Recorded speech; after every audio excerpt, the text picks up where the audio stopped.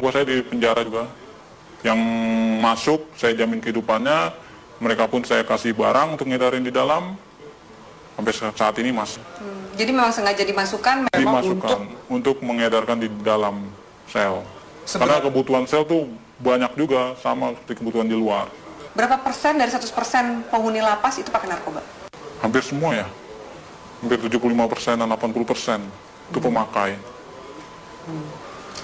Berarti sipir tahu dan kalapas tahu dong? Tahu. Itu hal umum. Karena kan kita juga masuk barang itu nggak mudah. Biasanya itu uang tip atau apa segala macam. Selalu diminta. Berapa biasa minta? Sipir berapa, kalapas berapa? Ya nominalnya masih jutaan ya, belum ratusan juta. Masih jutaan. Misalnya jutaan, sipir tuh dapat berapa sih? Sipir sebulan bisa dapat 5 juta, 7 juta. Tergantung kita bawa masuk barangnya berapa banyak. Oh barangnya sekian, ya tinggal di itu aja proses. Kalau kalapas dapat berapa sih? Kalapas dia puluhan juta. Yang paling banyak demand-nya itu di penjara mana? Cipinang. Lebih banyak dia bandarnya. Salah satunya banyak kan anak buah saya selama ini yang ketangkep di mana, mereka di dalam ya saya tanggung semuanya. Dia di dalam, hidup keluarganya di luar, saya tanggung semua. Oke. Sampai dia keluar. Sampai dia keluar. Secanggih apa sih bisa ngatur peredaran narkoba di dalam penjara? Alat-alat mereka canggih dong? Canggih. Mereka alat-alatnya lebih canggih dari pemerintah Indonesia sendiri ya. Masa? Iya. Secanggih apa? Dari mulai telepon, mereka pakai satelit, langsung tembus satelit.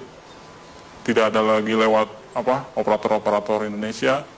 Mereka semua pakai satelit. Jadi nggak bisa disadap? Nggak bisa disadap. Sangat sulit untuk disadap. Tidak akan ada habisnya Indonesia. Karena Indonesia target terbesar di Asia untuk peredaran. Untuk peredaran. Kenapa Indonesia jadi target? Karena demand yang begitu besar? Demand yang begitu besar. Keuntungannya juga besar. Hukumannya juga ringan. Soal hukuman? Iya. Ringan, berarti nggak mungkin bikin jera. Apa sih yang bikin jera? Aparatnya? Dari mana sih kemudian kalau misalnya mau ngabisin ini gitu? Dari mana sih? Biasanya kalau main di hakim itu buat main hukuman. Peringanan hukuman, segala macam. Anda bayar?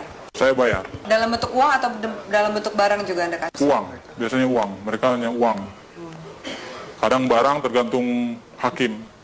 Hakim maunya apa ya kita kasih. Banyak klien Anda yang hakim yang make juga?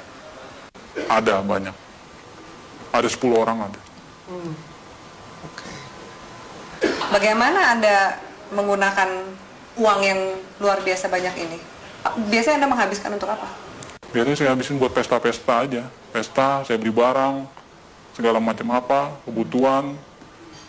Kebutuhan dalam arti ya saya lihat orang-orang kaum-kaum yang kurang mampu juga sebenarnya saya kasih. Beramal juga? Beramal. Tapi kan dari duit seperti itu, duit haram, duit panas. Ya, istilah kata buang sial. Kalau di kalangan ini buang sial, harus. Anda nggak takut ketangkep? Enggak. Karena saya percaya, saya di dalam pun saya dijamin. Dan keluar pun masih ada tempat buat saya. Kecuali hukuman mati ya, mungkin banyak yang kapok. Susah nggak sih keluar dari jaringan ini? Sangat sulit. Karena semuanya itu sudah terpantau oleh bos. Kita pun juga nggak tahu kan anak buah bos seberapa banyak. Yang kita tahu kan hanya segelintir orang yang saya percaya ada 30 orang. Mungkin dari lain ini ada lagi anak buah bos yang mantau saya juga. Bagaimana posisi saya, peredaran saya, perkembangan saya. Oke. Dari Jakarta sendiri, selain 5 bos Anda ini, Iya, ada juga jaringan-jaringan yang lain? ada.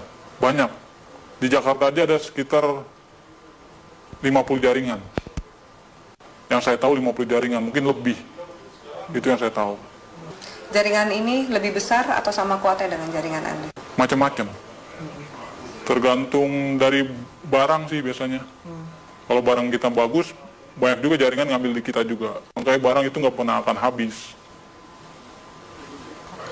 Tidak akan pernah habis di Indonesia. Walaupun mereka menangkap, menyita segala macam berapa ribuan ton, ratusan kiloton, itu nggak akan pernah habis.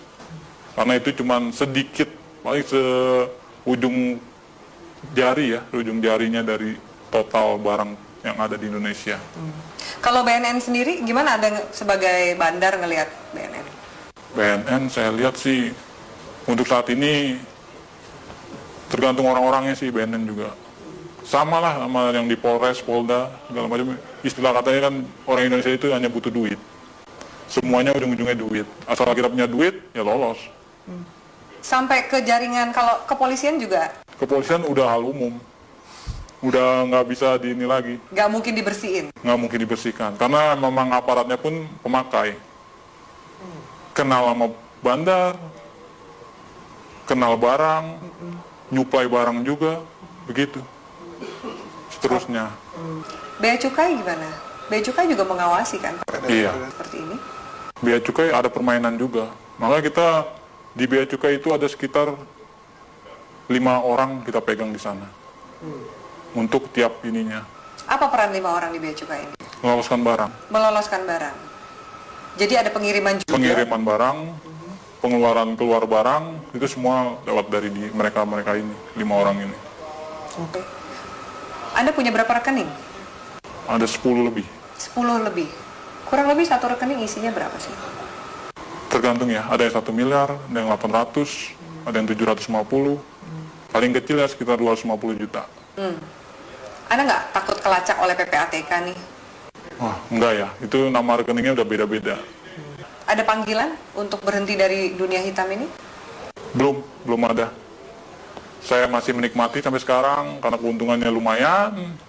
Bukan lumayan lagi ya, mungkin kalau Mbak sendiri mungkin akan tergiur dengan hasilnya. Yakin kamu?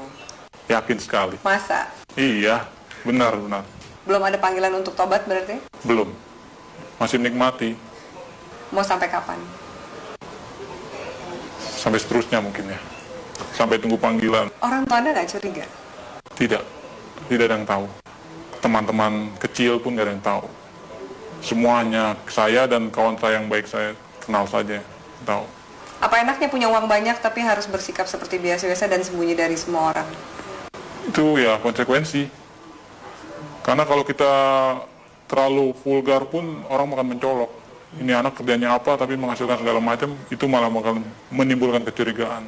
Baik dari orang tua, saudara, bahkan lain-lainnya bakalan imbasnya ya penyelidikan dan penangkapan. Apakah jaringan narkoba ini juga masuk ke istana? Istana sebagian ya udah masuk. Lewat mana? Itu organisasi lain. Kita belum bisa sampai masuk ke sana.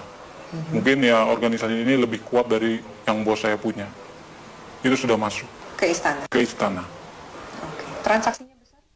Tetaplah bersama kami di Metro Malam pemirsa, karena setelah jeda pariwara berikut, Metro Malam masih akan kembali dengan sejumlah informasi.